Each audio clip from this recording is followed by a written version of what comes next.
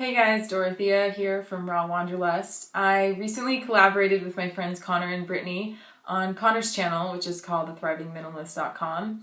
And we had an open discussion about healthcare and what we as health conscious individuals do when we get sick or injured and what we see as the best options.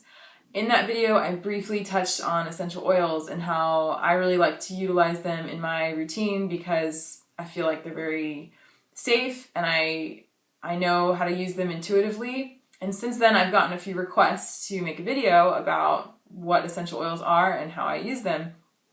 So essential oils are basically the distilled or evaporated version of plants. And they can be taken from all sorts of elements from the plant. So from rinds, from skins, from bark and leaves, all sorts of elements. And it's a concentrated version of that plant. It's a well-known fact that plants are really powerful and they've been used in ancient medicinal practices and they're still used today in modern medicine.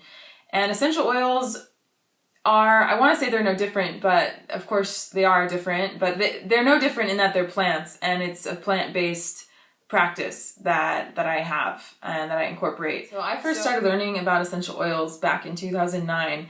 I was in school at the time for cosmetology and it was part of our curriculum to learn what essential oils are and how to use them for aesthetic purposes. So for hair and skin and nails. And I thought it was really interesting because although on the one hand I was learning that essential oils are great and you use them topically and internally and aromatically, I also was reading the label on the back of the samples that we had in school and it said clearly, do not take internally. And that contradiction kind of set some alarm bells off for me because I was thinking, why are they not safe to take? Well, they probably have fillers and chemicals and things that haven't been tested in them, so they're not really pure. But at the same time, we're being told that pure essential oils are extremely useful. So I was a little bit confused there, and it wasn't until about a year later when I was introduced to a product called doTERRA that I really was able to compare and see the difference between a product that is pure and a product that's not. doTERRA oils have since transformed my life. I am a huge fan. Having had a background in essential oils and knowing some other product, I don't even remember the name of what I was using before, but being able to compare two of the same thing, like lavender from XYZ brand and lavender from doTERRA, it just was so obvious to me the difference in the quality of these two oils that are supposedly the same thing, but they're not. They're not the same at all. I've since incorporated doTERRA products into my life in a big way, and if you've been following my channel, you know that I've recently downsized to 2 carry-on size bags that I travel with, and the reason I downsized to 2 and not 1 is largely because of my essential oil collection. I love the oils and I use them all the time, and right now it's worthwhile for me to have them as I travel, even though it's not terribly convenient because they are heavy. It's worthwhile, and I make the sacrifices that I need to make in order to have them in my life still. So here's my not so super secret stash of essential oils.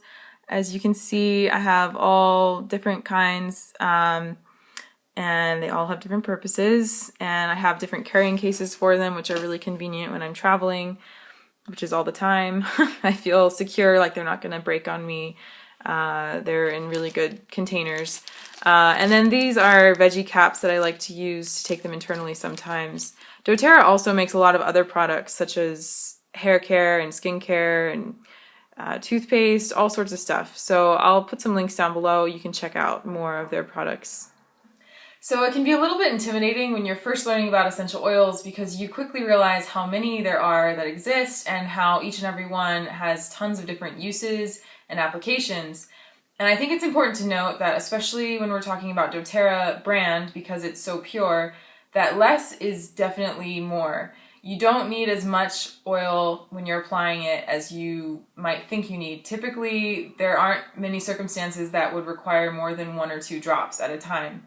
You can use things like coconut oil to make it spread further if you're using it topically, for example, but you don't need that much. It's actually more important that you use it frequently in smaller amounts than in large amounts, once a month or something like that. I'm gonna go through some of my favorites now, but like I said, please keep in mind that these are just some of my favorites and how I use them, but there are endless possibilities of how to use them, and there are lots of resources available to you online. doTERRA has a lot of cool product pages where they talk about how to use their oils, and there's a lot of people out there who have experience and they've shared it online. So a simple Google search will find you basically anything you want to know about essential oils. The first one I want to share with you is rosemary. I've been using this every single night on a regular basis as part of my hair care regimen, and I've seen really good results. It's helped my hair grow faster, and it's also helped the ends become less dry and brittle, and it's just sped up this whole process that I have going on right now of taking care of my hair and getting back to its natural state.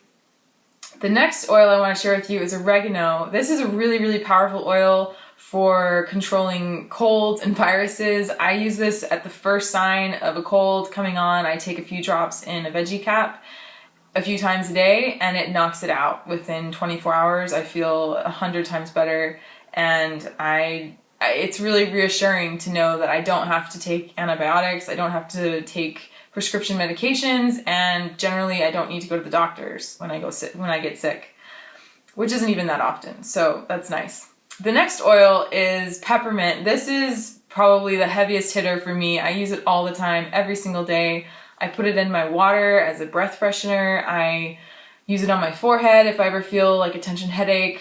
I apply it on the back of my neck to kind of wake me up in the afternoon. It has tons and tons of uses, and it's definitely one of my favorites. And then last but not least, this one was recommended to me by a friend. It's called Vetiver. I use this before I go to bed at night, and it knocks me out. I absolutely love it. And I don't know if it's related, but I have really good dreams whenever I use it, which I appreciate. And so I've really enjoyed it, and I really like the smell. It's really woodsy, kind of musky smell. There are so many uses to essential oils, and one reason that I really love them is because they've really helped me to slow down and listen and tune into myself and think about, okay, how am I feeling? And get in touch with that part of me that maybe otherwise would have just been lost, because I just would have been like, okay, time to go to the doctors, okay, time to do this or do that or whatever. And there's definitely a time and a place for modern medicine, in my opinion, but essential oils have made it much more possible for me to take care of myself and to feel confident doing that, which I think is really important in this day and age especially. If you like this video, please feel free to like it and give me a thumbs up. You can follow me at my blog, which is rawwanderlust.com, or my Instagram feed, which is @rawwanderlust. And let me know if you have any suggestions on other videos, other ideas, other things you want me to talk about. I'm happy to hear what you have to say. So until next time, I'll see you guys.